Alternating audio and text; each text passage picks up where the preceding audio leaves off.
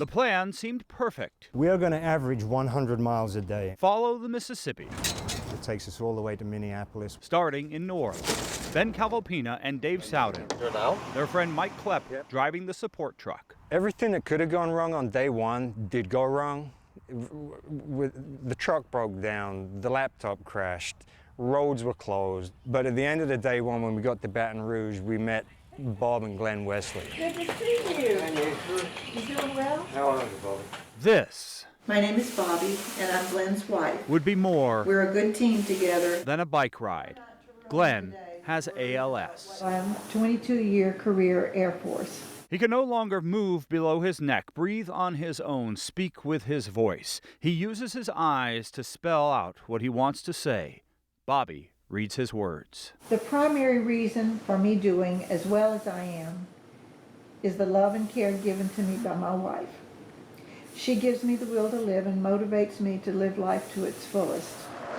There would be more Glenn Wesleys along the way, more people facing a disease with no treatment, no cure. Michael Salk down in New Orleans, he used to be an electrician. A And disease that can strike anyone I'm an electrician too. at any time. I was digging a trench for an underground feed, and I was struggling to dig and lift the electrical box. He was running out of breath easily, and I didn't know why. Still recovering from Hurricane Katrina, Michael was told he had a disease from which he could never recover. We went home that day. We went and visited each of our children, called our family members, went out to the park where we were married, and sat and cried all day.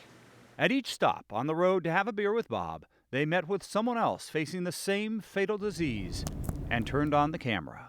Day two, we left Baton Rouge and we went to Brookhaven, Mississippi. It was hot. We were breathing in hot air the whole way. But we pulled into Brookhaven and we met up with Larry Klein. It don't matter how hard I try to pick my arm up, they don't come up because that signal is broke. ALS robs the ability of the brain to send messages to the muscles. For some people, the arms go first. For others, the legs. Eventually, you can no longer move, speak, swallow, or breathe. Day three, we were supposed to meet a lady by the name of Janet Champion on day three. She died 2 days before we got there. It got just a little bit harder as the week went on, and I'm not talking about the bikes. There were so many. Dale Hinyup. It has affected my family in numerous ways, but the most critical being that I am no longer able to hug or cuddle with my wife, kids, or grandchildren. Chris is a teacher. I'm watching the body that I would, brag about and people knew as like being, crazy fit Chris just kick out from under me. Amanda could have been a model.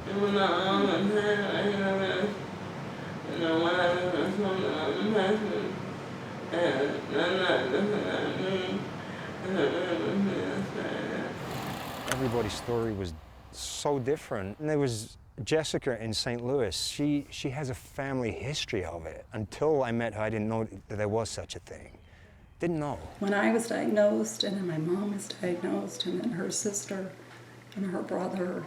About 10% of ALS patients like Jessica discover it runs in their family. So, there's probably been at least 10 to 12 family members in my family. For the rest, the 5,000 people diagnosed each year, it's random. People like Sean Doyle in Janesville, who never thought this could happen to him. He's losing his ability to speak, and he's having some breathing issues, swallowing issues, and his left hand is starting to atrophy. It's starting to affect his walking a little bit. More than Each day, ALS takes away a little piece. For everything that we'd planned for, the one thing that we didn't plan for was how everyone's story would start to affect us, because we didn't even think that we're going to have to carry those stories with us the whole way. The whole 1,400 miles to Minneapolis for that beer with Bob. It was quite the moment. I don't have a lot of moments in my life, but I think that was one of them.